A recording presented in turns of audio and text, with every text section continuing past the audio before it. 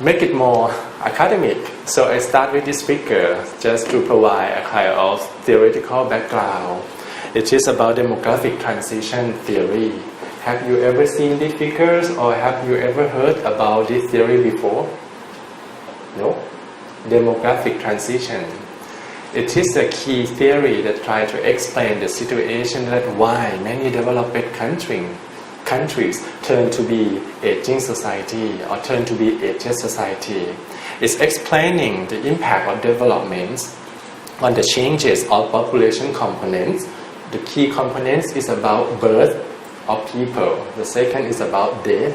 Right? So the conventional theory, it explained into 4 phases. In the first phases is a period that the country are quite less developed. People are working in agricultural sector.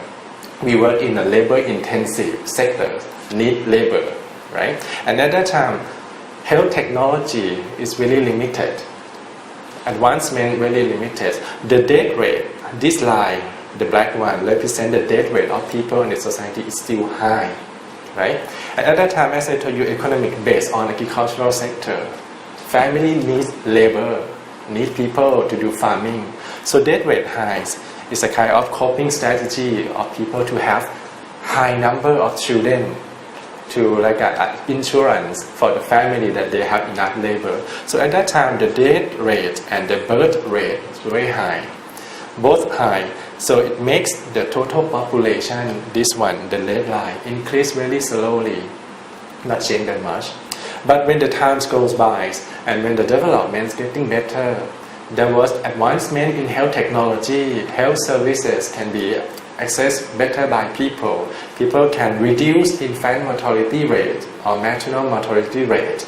So at that time, it's coming to the period number 2. The death rate in the country start to decrease. You can see the black one. But the reaction of people in terms of having children is slower. There is a lag between that. People still have a high birth rate. So it is the start of the period that population are expanding or increasing. We have a big cohort of people born in this period. Up to phase number 3, when the country developed more, advancement better, death keep decreasing. And it's the time that people now realize that we don't need many children anymore, right? Because not many people, not many infants die. We don't need many of them. So the birth rate start to decrease.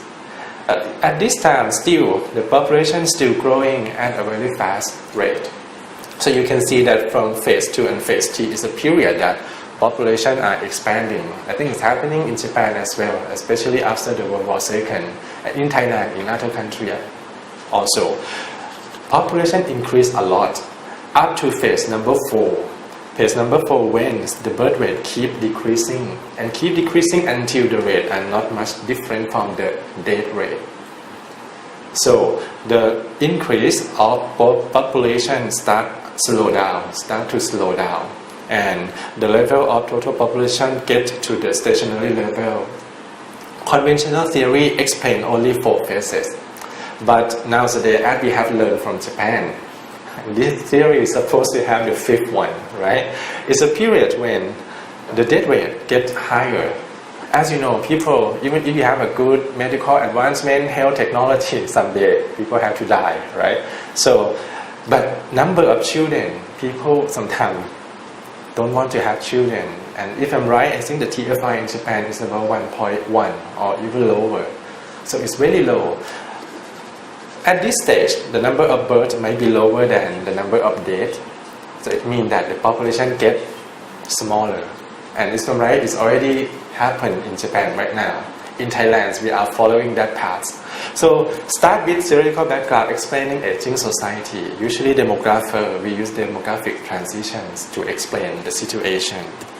Based on the theories, we can show a kind of changes in population structure by using what we call population pyramid, which is show the number of population by genders, male and female, and by specific age.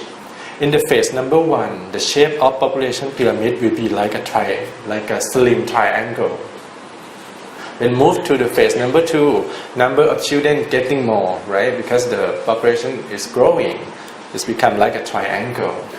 At this period, the society can gain some benefit as what we call demographic dividend.